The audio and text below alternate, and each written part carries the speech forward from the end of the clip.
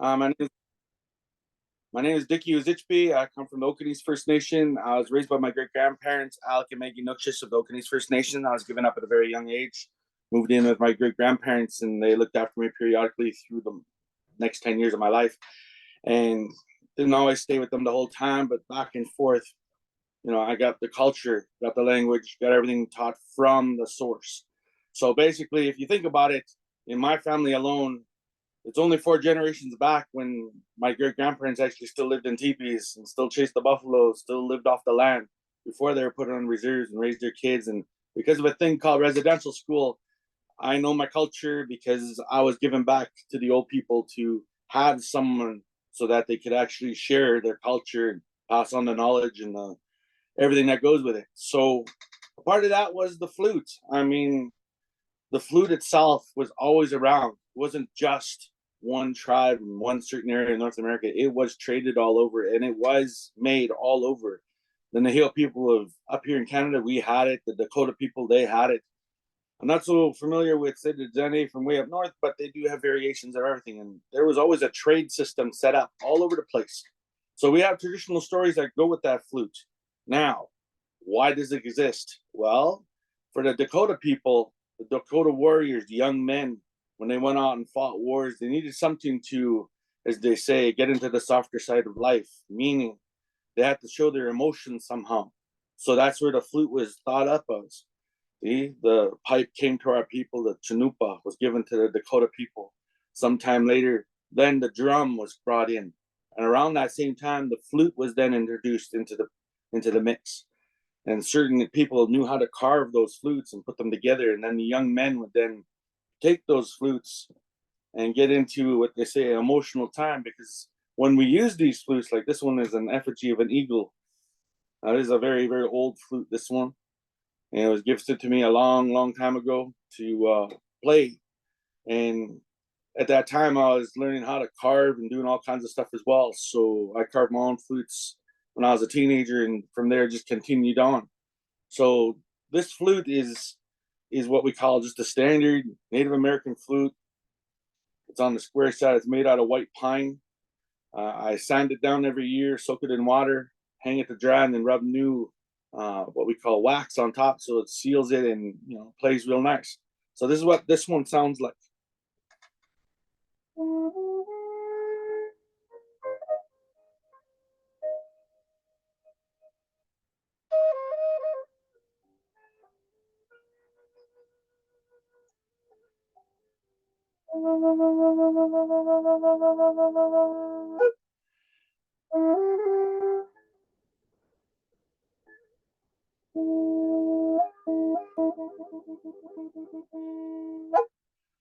So basically, what this was a tool in which they used when they were angry. They'd play it and they'd calm down. When they were happy, they'd play it and put them in a bitter mood.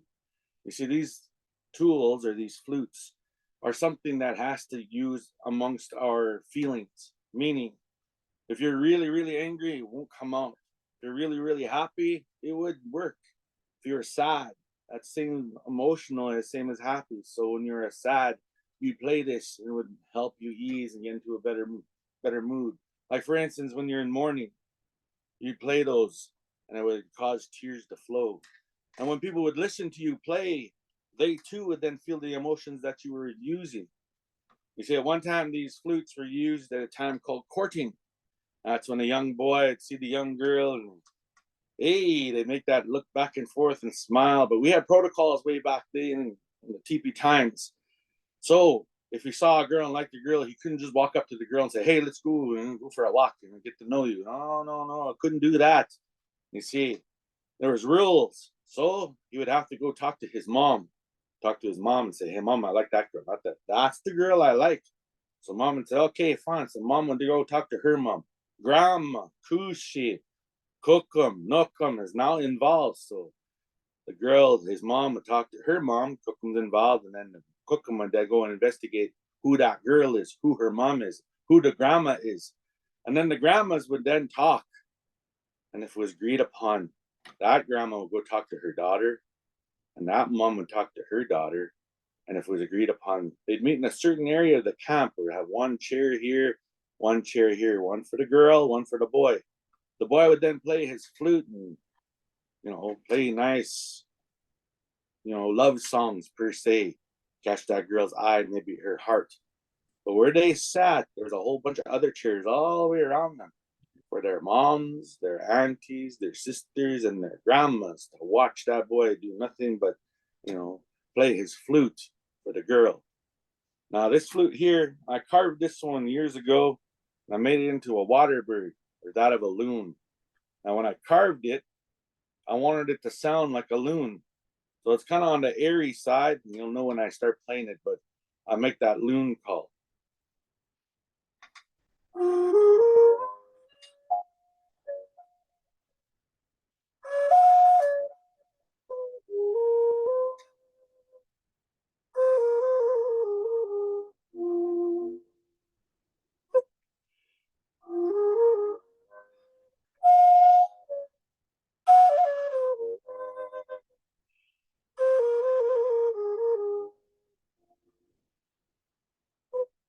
So that's what he sounds like.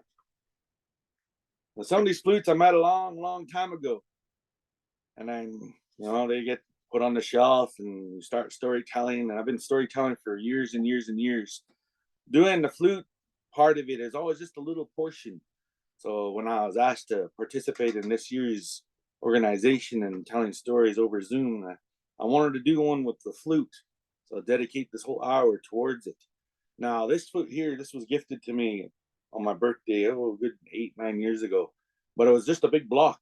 So I had to carve it and make it into a flute. So this one is a little different sounding. And well, you'll see. So this is what this one sounds like.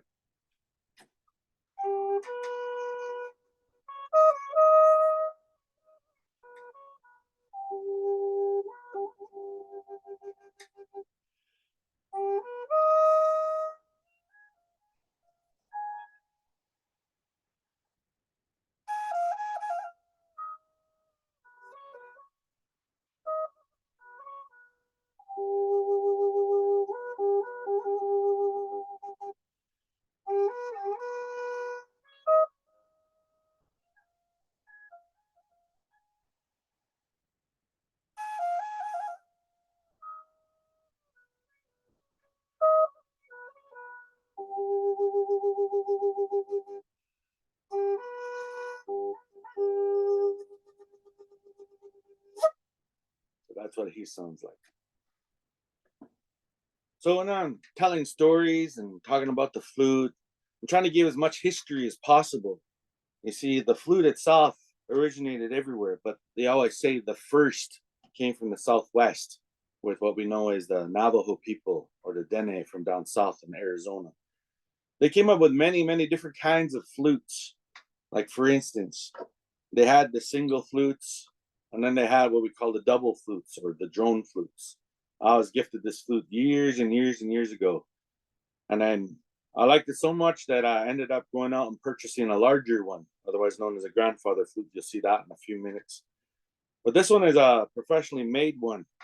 And there's a big thing that goes with this. You see, there's a company, I'm not going to say their name, but the owner of the company, he was friends with the guy who ran the Smithsonian in Washington, D.C., that big museum. And he was given a free pass to go in there. And when they walked in there, he went into the one section and he pulled out some flutes that were taken from the Navajo people. And he took those two flutes and took them back to Germany. That's where these are made. And cut them all up and, figured out how they were made. And that's where he started making these flutes. They're very expensive, but they sound real beautiful. These are all, I always say they're laser cut, but they're precision cut. And this is what these flutes sound like. I'll play the single side, then I'll play the double side. And the only way I can describe it is it's like hearing a church organ. So this is what the drone flute sounds like.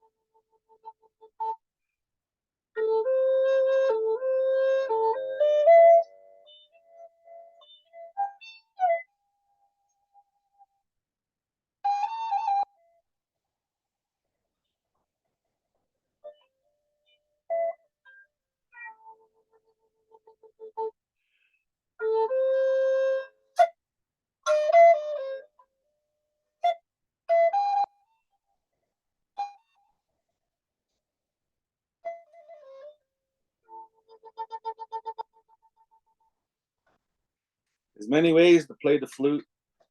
Now, those are just the straightforward. That's how everybody plays it. Everybody has their own different styles, but there's certain ways. Like for instance, I was traveling down south one year and talked to some elders, and this old guy was playing a flute, and he showed me. He said, he said, I know you're Dakota. He said, you play your flute this way. He said, well, I'm Crow. He said, and technically we're enemies. And I kind of chuckled over that, but at one time we were.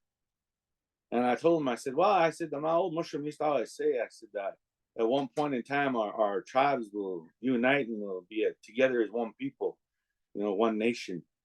And he kind of looked at me, oh, maybe it's true. And then a few years back, and it happened that it actually happened that our people joined together. That's when we're all protecting the water. And then from the water, that's where I learned this one song from remembering that old man, what he said. See, when they start playing their flute, they always put that little whoop in there. And that last part that I played, I kind of threw a little bit of that in. But this is what the Crow mean when they play the flute.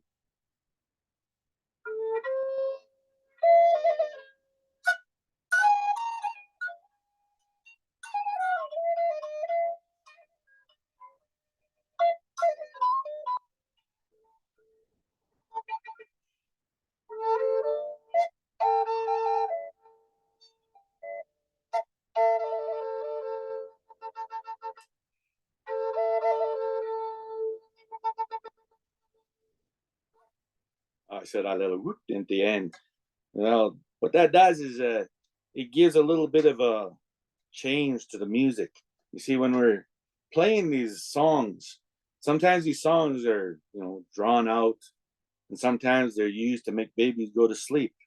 Now that's true because a lot of our First Nations moms out there, they put on that flute music for their babies. It calms them right down. Soon enough, they kind of get lower and lower and they drift right off. Now, when I'm doing storytelling for all these schools all over, I pull up my flute and I start playing songs. And I'll be in a gymnasium and have all the grade, little kids in front, kindergartens, grade ones, grade twos, grade threes, and bigger as they go back. I start playing my music and I watch those little kids and they slowly start tipping over, tipping over, tipping over. So I'd be playing away. Within about 5-6 minutes of playing, you hear little thuds, thud, thud. That's their heads hitting the floor, falling asleep. That was good. I always have a good laugh over that because it just tells that their moms, use that flute music to make them calm and go to bed. Now, last night I was doing a storytelling for a bunch of newcomers from different countries coming into Canada through the Open Door Society, and I was doing a pretty good story. Pull up my flute and I start playing. And I was watching some of those people. They're not Native American. They're not from here. They're from other world. Other side of the world, different countries. But they also have flute music. Different style of flutes all over the world. So as I'm playing, I'm watching some of these people heads in and nodding off. I had two old guys in. They fell asleep after as I was asking them where they were from, and one said he is from Russia, and he is similar to our Inuit people, the Inuit people from Russia. And so I said, sounded like my grandfather was playing the flute. He said, I kind of fell asleep. And I said, oh, I shook hands with him. Thank you, kind of thing. He said thank you to him. He said, this is what it's all about, being First Nations people, sharing our culture. We're not just sharing it with ourselves. We share it with everybody from around the world. It's like our creation started to my family, my Nahil family. It tells the story how the world came to be, how land was made. Usakachuk did all that. He created all the animals, and then he created people. And after he created the people, he created the four great nations, which are, the red nation, the black nation, the white nation, the yellow nation people. And those people then, separated and started their own wars and stuff like that. And the creator dove his hands into the ground, separated those tribes, and he pulled the land apart, and the water rushed in, changing what the globe used to look like into what it looks like today. Now, in there, my grandfather used to always tell all these stories that when the first people were created, we were all created equal, and that there was no color in the skin color. Everybody looked the same. But from there, he said the four great nations were created and the skin color changed. But because we moved all over the world, we all came from one nation, the first human race. And I always believe in that. You see, my grandparents, never learned from books. It was all oral history passed down, down, down. And I learned from them, learned from the source, the old people. And my grandfather learned those stories, but like I said, he was shipped off to residential school and it was broken. He didn't want to talk about it anymore. All his younger siblings did the same thing. You see, that's the big thing that we have to get over, is making sure our culture stays alive. And that's what I did. I learned from my old people, and I share it with as much as people as I can. All my siblings, all my cousins, if they want to learn, just come and see me. That's how it works. And I share as much as I can. And, I was gifted a lot of things, like, for instance, being able to carve flutes, being able to make music, play these flutes. That's what I do. And along the way, I always get challenged by people. Oh, play this song. Oh, play that song. It's like, oh, I'll play the songs I play. And when I'm talking in schools, I get a lot of music teachers. Oh, can you play this note music? I said, oh, not really, because these flutes aren't actually set for regular music. That's ours. It's our own way of playing. And I try to explain that to them. They kind of look at me funny, but it's true, because we're actually missing notes because we don't have the right amount of holes, and everything's based on 8. Well, ours is like at 7. So somewhere in the play, we have to lose a note or gain a note, or we go blank for that few notes that are played. But other than that, flute music, it is exactly what it is. And the thing is, the best thing to explain to it is through love. And today is the perfect day to do that. You see, my mushroom, he had his own flute, and he played the flute to his soon-to-be wife. You see, when he was young, he went hunting, and he was running through the bush with his moose meat over top, and he was in a rush. His horse stopped. He jumped off, and he was pulling his horse through the bush, and turned around, and boom, he bumped into a young lady, and she fell over. So he put his hand on and stood her up, and then they looked at each other. She smiled, he smiled. And then he looked at her and didn't want to stop looking at her. So he grabbed his horse as he's walking away. He was still looking at her backwards. As he turned around, bang, he bumped into her cookum. And her cookum grabbed a stick and started whacking him. Ooh, really gave it to him. Oh, he took the beating from her, but he kept looking at that girl, smiling. He didn't even feel that, as he was telling me that story. I didn't even feel that beating. He said, but I looked at her, and she looked at me, and we smiled at each other. He said, so I pulled my horse. He said, jumped back on the horse, and I kept on going. I rode straight home. He said, as soon as I got home, he said, I told my mom. He said, who he met. And I was, oh, okay. So again, back to that protocol. Talked to his mom and said, I like that girl. He said, so mom then talked to her mom, grandma, and her then went to go find this girl. And she was at the next camp not too far away, because there was no reserves at the time. So they went and talked to each other, and they made a deal. So he went and visited that girl and took his flute, and he played this flute music for her. And then, from there, that's where it started. You see, he was around 13, 14 years old, and she was about 3 years younger, give or take. But that's where they connected. A few years later, they were married, Indian way. She threw a blanket around them, and they made a life together. When he was around 20-ish, that's when they were put on reserves. And that's where they started having their kids. And then from there, that's where the history of our family changed, because they were one put on the reserve. And then from there, their children were taken away, went to residential school. And that's where that cycle was broken in our family, being parents, their children were taken away. Second generation, when their children were adults, they too had children, and their children was taken away to the same school. And then when my mom was born, she was given back to her grandparents, her dad's parents, and they raised her again. She went off to residential school. So, like I said, as two generations that went to that same school. Now, while my mom was at school, she was what they call a relentless runner. So when they caught her, they took her to back to the school. The priest did what they did to her, and after the one licking that she got, the last one, she couldn't walk for about 6 months after. So again, she went back to her grandparents to stay with them, and they looked after her while she recuperated and been able to walk again. And in that time period, that's where my grandfather had a dream about her that she would have a set of twin boys. One would live, one wouldn't, and he would raise that boy to learn everything from him. So that's where I went back to my great grandparents, my mom's grandparents. So two generations were lost to them because of that school. So when I moved back with my grandparents, I was like a tea bag that was then immersed in our culture. So I'd remember all of it. So that's what they taught me: the Cree culture, the Ojibway culture, and then the Dakota culture. So from there, I picked up the languages and culture and everything else. Amongst that, this came into play. You know, my mushroom would play his flute, and the old lady would sit there and laugh, and they'd reminisce, and all those tunes. Kind of remember all those tunes, and they'd sit there, and at night they'd be visiting and talking sweet talk to each other. And they failed to realize that they taught me the Cree language. So when they're getting doing their nookie talking, I was sitting there turning around like, yeah, that's whatever. I shake my head. What's wrong with you? He told me. So, I know what you guys are saying. Don't understand, but I know what you said.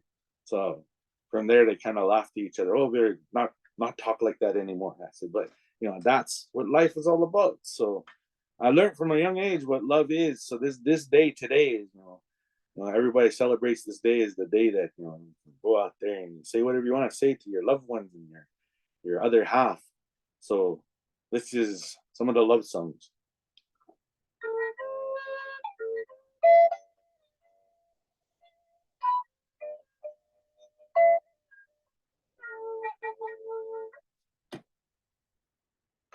Winter time, everything acts up just enough.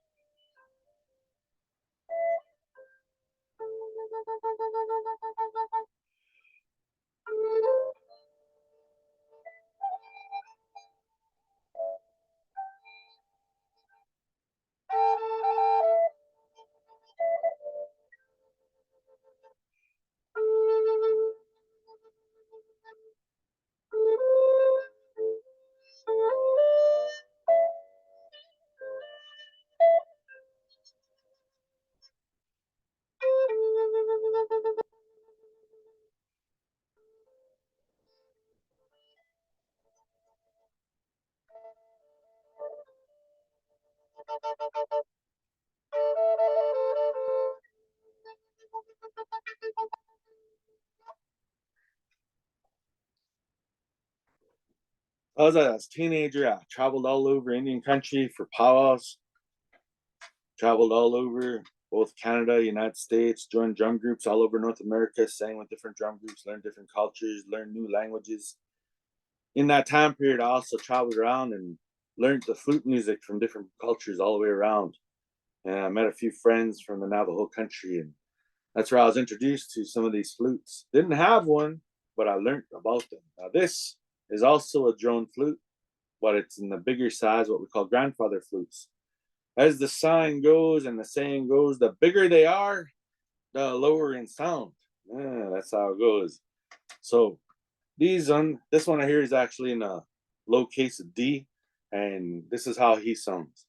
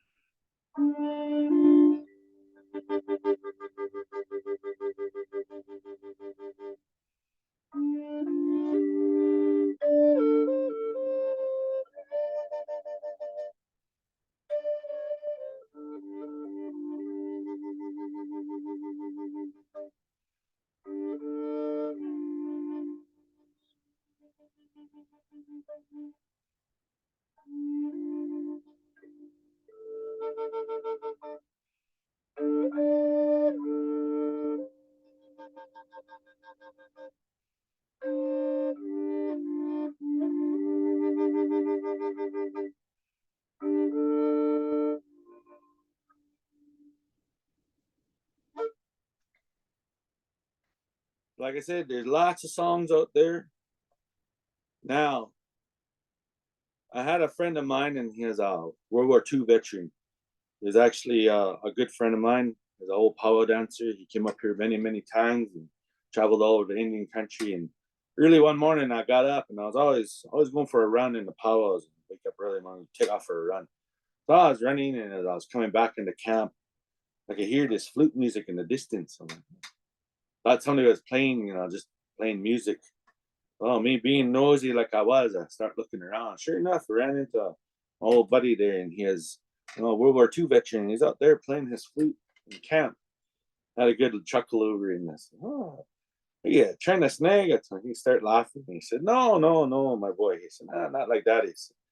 He said, "Sometimes," he said, "you get worked up." He said, "And as being a warrior," he said, "and veteran," he said, "you see all these things happening in the world." He said, "Sometimes you get worked up remembering stuff that you went through, past traumas, that kind of stuff." He said, "PTSD." He said, "That's what he called it."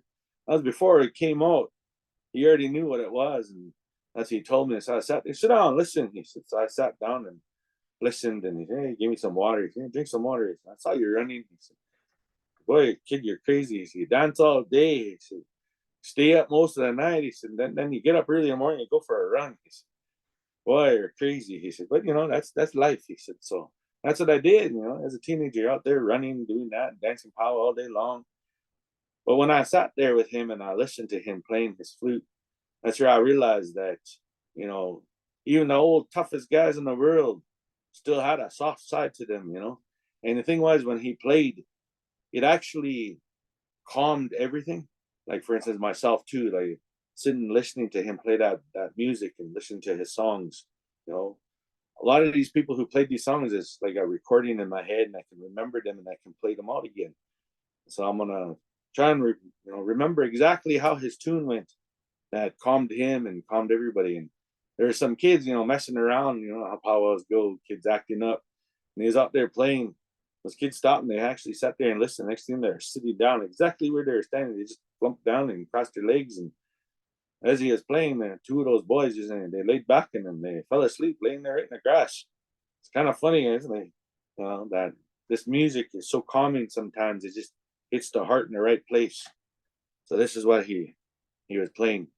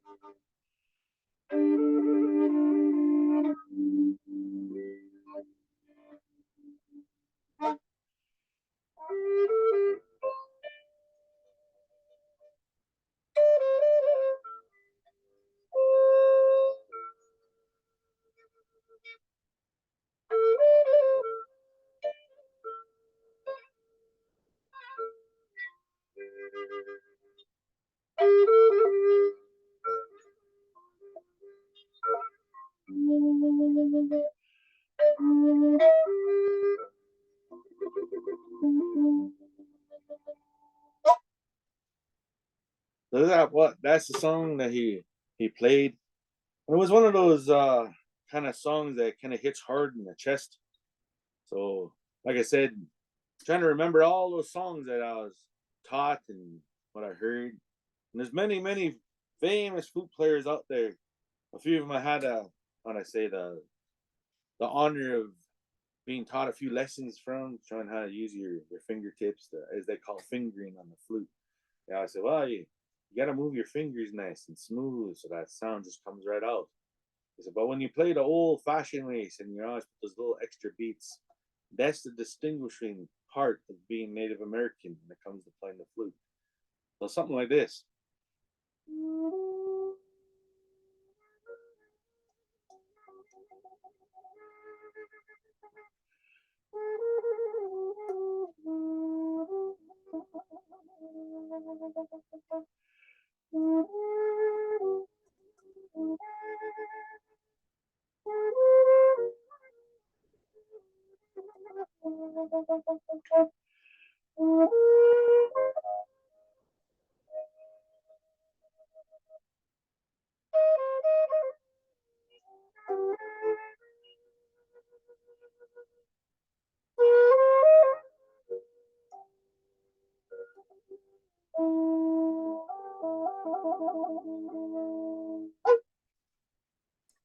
We'll go back to this one here.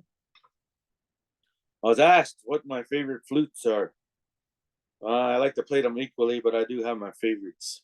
Now, these drone flutes are very nice sounding. I like playing with these all the time. I do have my travel flute when I go around. I take one with me. And it also helps because it calms you down. Being a survivor of all kinds of traumas, sometimes you just sit there and you have to play something, calm yourself down. Sometimes I take a hand drum and sing songs, compose songs. And sometimes you just use the flute. You see, I always call these flutes my singing flutes. They have the single side, then they have the double flute, which is the drone. So to me, when I play flute songs, it's almost like singing a powwow song. So this is the way I play flutes.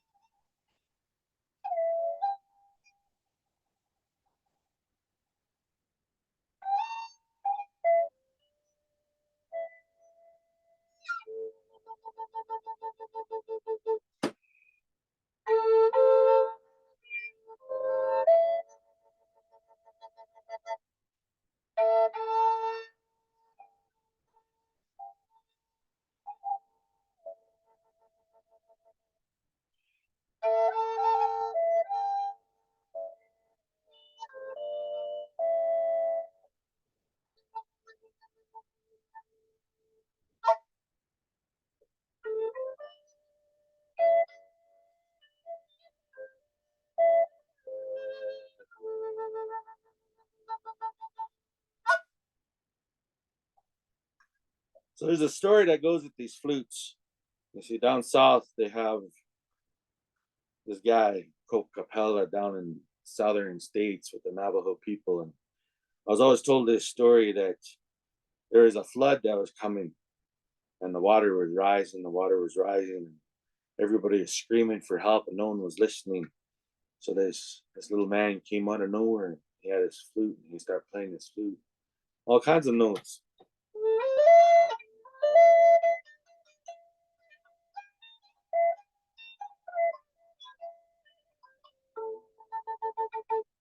And the people and the animals listened and they stopped and they heard him. And he jumped up on the highest point and he stood there and he started playing again.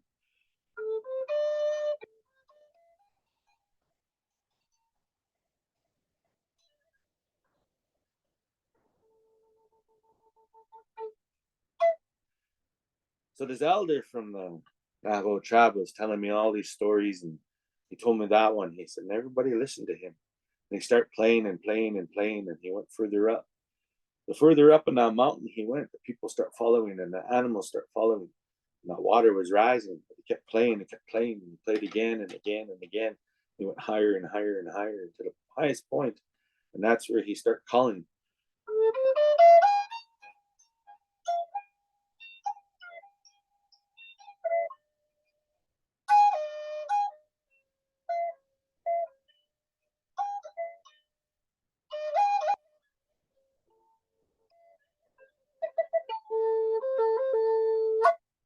So when he did that, the animals and the people went as high as they could, and the water stayed and it stopped.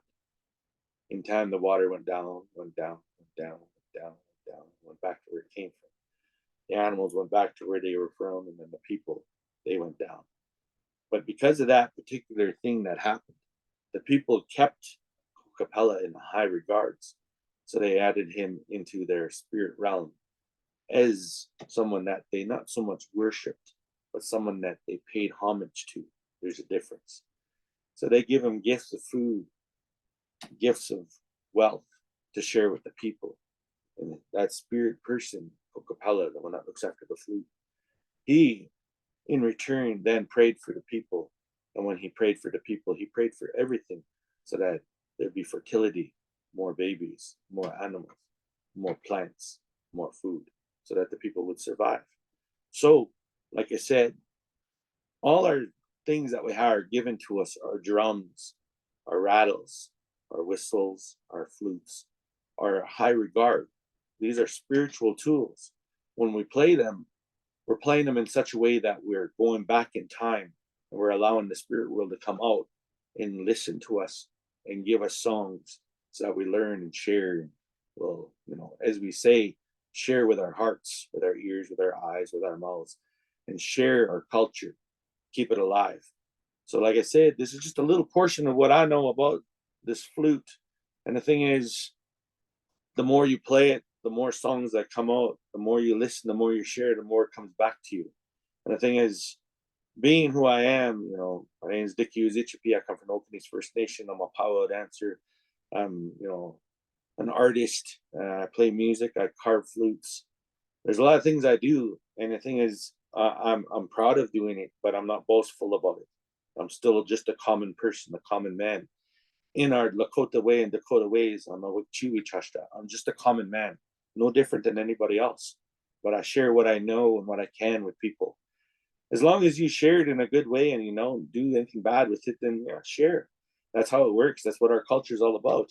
And the thing is, culturally speaking, there's all kinds of things that can happen, and it always happens. Like people say, "Oh, I'll plan for the future." Well, you can't really plan that far ahead, just because you never know when your last day is going to be here. So you always tell your loved ones, "I love you" before bed. Tell them you love them before you get up in the morning. You always say that because it could be the last time that you say that. No, being today what it is, it's a day of love and all kinds of stuff. A lot of people we're doing all kinds of saying all kinds of things. Like I also work in the regional school board. I work with the SLC classes. That's a standard structured learning classes. Basically, those are all the kids that have a hard time learning, or they have learning disability, or they're just wicked old bad little kids, and they hang out in a different classroom. Instead of passing them along, some of the teachers move them off to this special class on the side, and they get pushed off to the side, and that's what they get dealt with.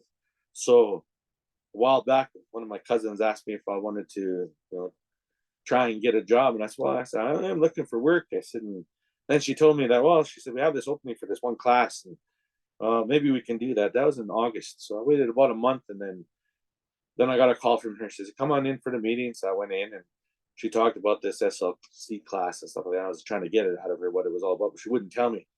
And then I went to the elders meeting, and all the elders who work for the school board, I went to this lunch. Everybody was getting their schools. This elder went to that school. This elder went to that school. And this one went to that class. And I was sitting there. I was the last one with nothing. I wasn't given anything last night. I was sitting there. Oh, what about me? What am I doing? And so, oh, you win the prize. She told me, I win the prize. I said, oh, okay. And then she said, well, she said, initially when she first asked, she said, about 6 classrooms. I said, okay, no problem. Well, that turned into 11 classrooms. So I have 11 classrooms throughout the city that I have to go and, talk, share stories, and keep them in line. So a lot of times I take my flutes in there and I play for these kids, and it calms them right down. Especially on Monday mornings and Friday afternoons, I sit there and I play all kinds of tunes and just get them to relax.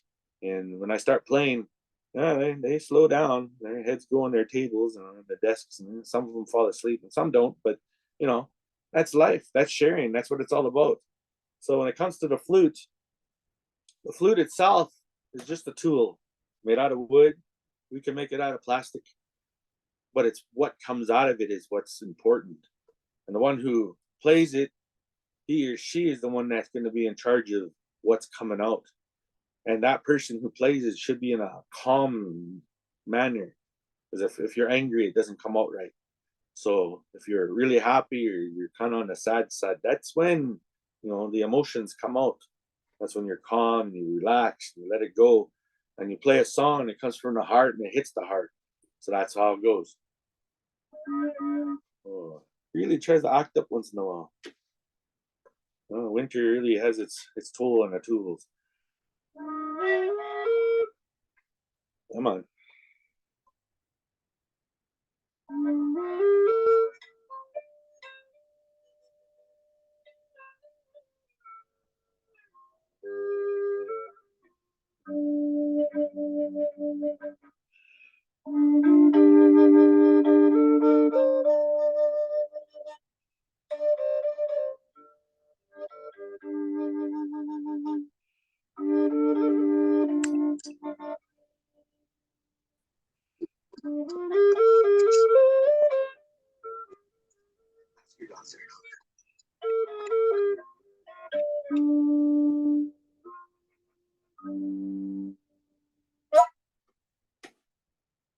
So with that, I'd like to say thank you to everybody. I know we have some time for some questions. I hope you do have some. Makes my life easier if I can actually answer a few. Now, like I said, this is what I know about playing the flute. This is what all my teachers have taught me, my grandfather, a lot of uncles, some aunties. And then, as we say, when we travel away from our family and we're lonesome, us as being Native American, we have a thing called if you're lonely, you make a new relative. So from there, I'm adopted into many, many families all over Indian country. My son, he's 18 years old, and he asked me, Dad, how many uncles do I have? I said, well, you got one from actual brother, but I have lots of uncles. I said, being adopted into many families. And so, well, how many? I said, well, probably about 200, give or take. I said, he kind of looked at me funny. I said, yeah, you got a lot of uncles. I said, that's how it goes in Indian country. When you're out there, you share, and if you make friends and they welcome you into their family, guess what? You just made a whole bunch of new siblings. That's how it works. So I'm gonna try and figure out here if there's any questions. Thank you so much, Dickie, for being here with us today. We really appreciate everything that you have shared with us, and I was really looking forward to hearing this as well as many, many people. So I'm really glad that we're able to record this and share it later on. I'm going to just